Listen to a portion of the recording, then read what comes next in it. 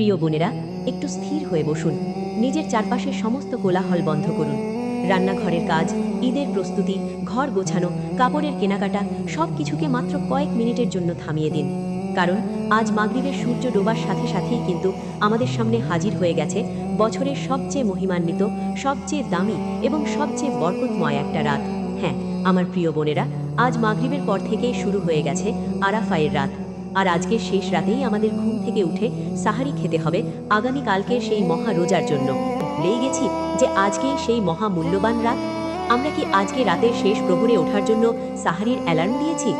একবার বুক হাত দিয়ে ভাবুন তো, যদি আজকে রাতে আমরা অলসতা করে ঘুমিয়ে থাকি আর আগামীকালকের রোজাটি আমাদের জীবনে অবহেলায় মিস হয়ে যায়, তবে কি 2 বছরের গুনাহ মাফের এই বিশাল সুযোগ আর কোনোদিন আমাদের জীবনে ফিরে আসবে? মৃত্যুর কি কোনো গ্যারেন্টি আছে যে আগামী বছর এই দিনটি পাওয়ার জন্য আমরা বেঁচে থাকব? আজকের রাতটি কোনো সাধারণ রাত নয়। এটি এমন এক রাত যার ভোরবেলা লক্ষ লক্ষ হাজি আরাফাতের ময়দানে কান্নায় ভেঙে পড়বেন। আর আল্লাহ সুবহানাহু ওয়া তাআলা দুনিয়ার আকাশে নেমে এসে ফেরেশতাদের সাথে গর্ব করে বলবেন, দেখো, আমার বান্দারা ধুলো বালি মেখে দূর দূরান্ত থেকে আমার কাছে ছুটে এসেছে। হে আমার ঘরের কোণী ব্যস্ত থাকা বোন, আপনি হয়তো মক্কায় যেতে পারেননি, আপনি হয়তো আরাফাতের ময়দানে দাঁড়িয়ে লাব্বাইক বলতে পারছেন না, কিন্তু আল্লাহ আপনার জন্য ঘরের কোণেই জান্নাত অর্জনের মহা সুযোগ তৈরি করে দিয়েছেন।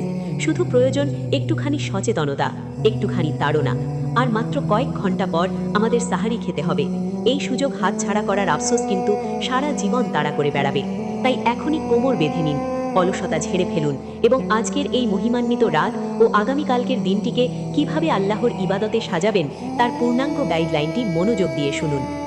আজ মাগরিবের পর থেকে শুরু করে আগামীকালকের সূর্যাস্ত পর্যন্ত প্রতিটি সেকেন্ড যেন হীরের চেয়েও দামি। আমরা যারা ঘরের কাজে ব্যস্ত থাকি তারা কিভাবে এই সময়টা কাজে লাগাবো?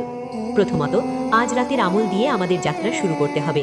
আজ মাগরিবের পর থেকেই আমাদের মুখে যেন অনর্থক দুনিয়াবি কোনো কথা না থাকে। রান্না করতে